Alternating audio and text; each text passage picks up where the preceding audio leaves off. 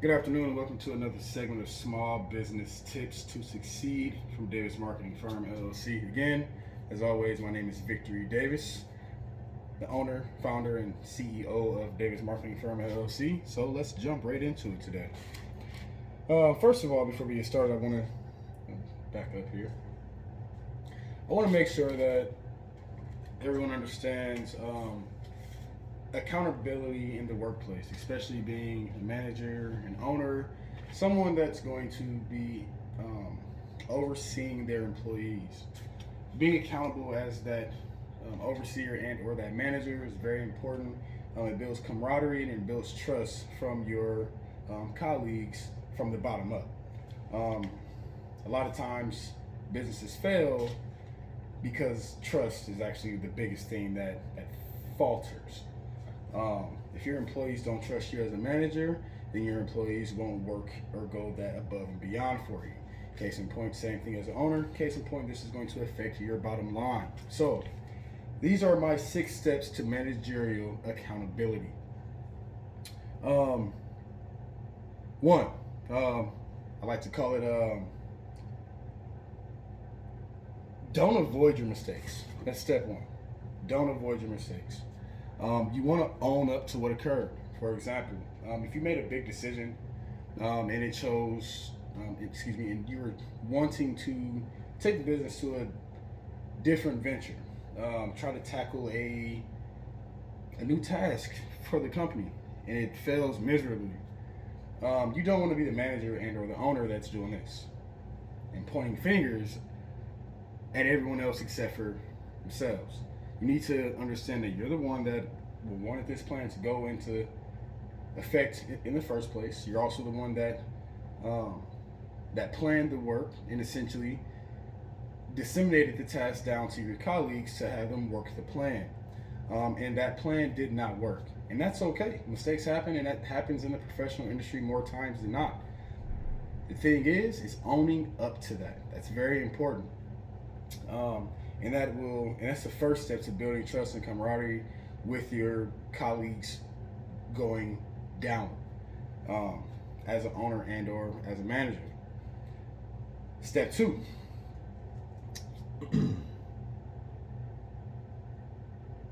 How can I say this?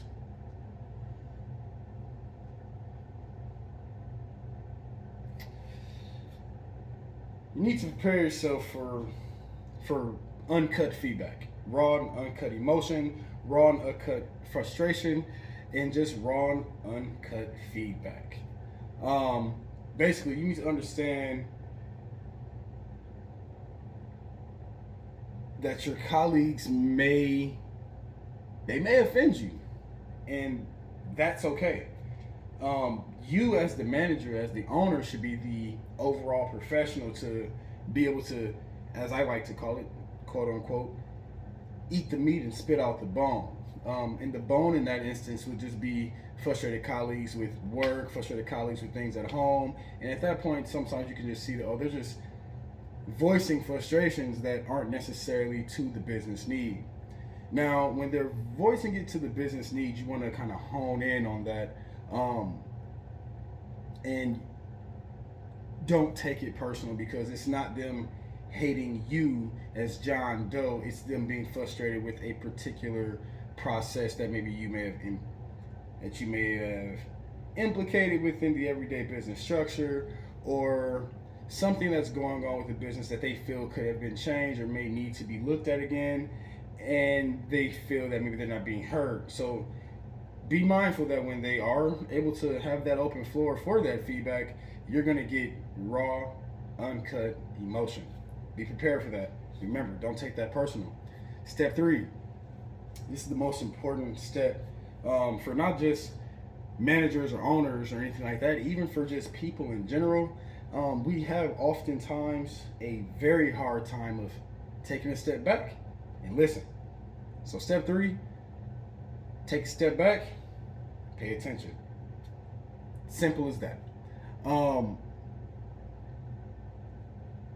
You want to be as receptive as possible to this feedback and understand where your colleagues are coming from. That they're not coming from a place of hate. They're not coming from a place of disappointment. They're not coming from a place of I want to take your job or I want to be you.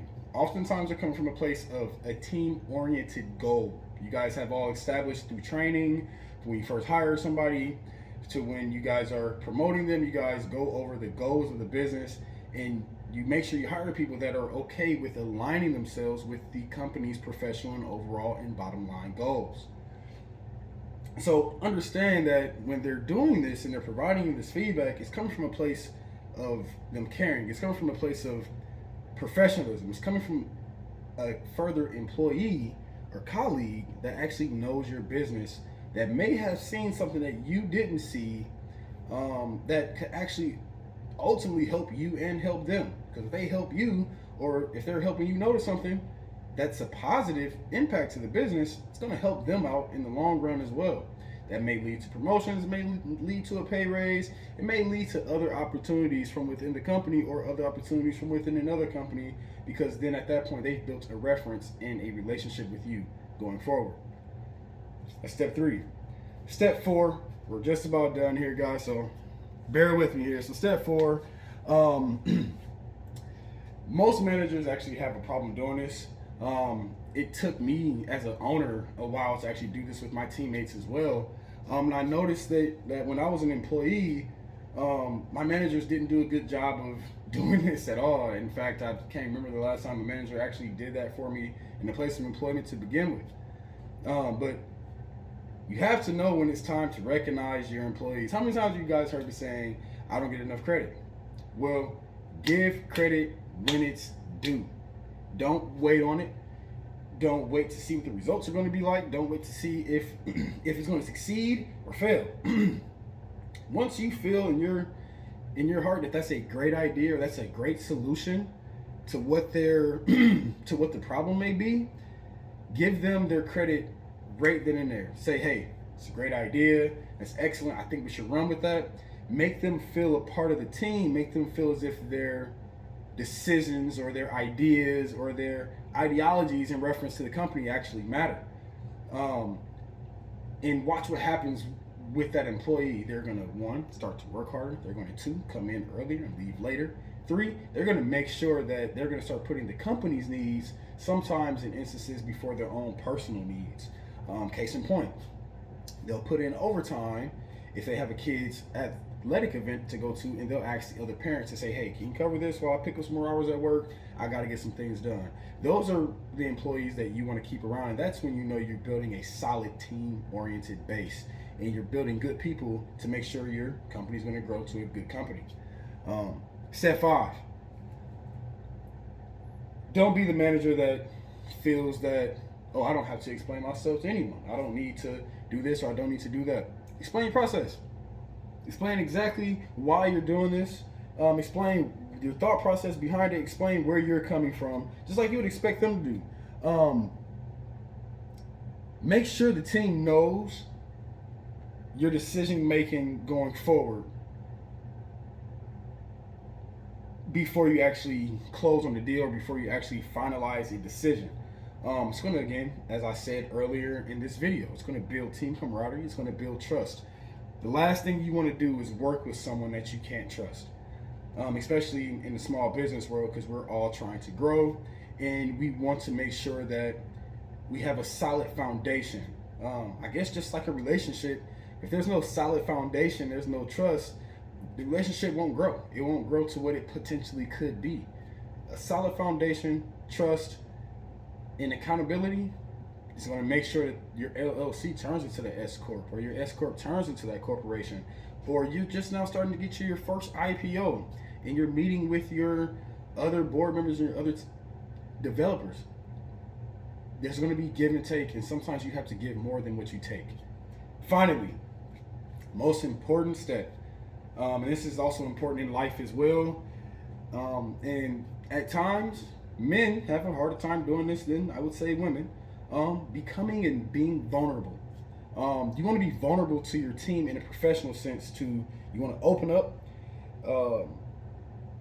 It shows you that you care. In an instance, you'll be surprised as to what your colleagues and what your teammates if you want to call them that, are willing to do just for that company. Like I said a few moments ago, you'll start to notice you have employees who are willing to put more time into the office and sometimes off put their home life just to make sure that work is sound and profound and it's tight, precise, and concise, and everything is to the point how it needs to be, so that way you guys can tackle business the next day. Again, my name is Victory Davis. Hope you guys enjoyed this video. I'm the CEO, founder, and owner of Davis Marketing Firm LLC. Remember, if you want your business done right and done on time, give us a phone call, shoot us an email, 208-891-3563, or you can reach us at davismarketingfirmllc@gmail.com. See you guys later.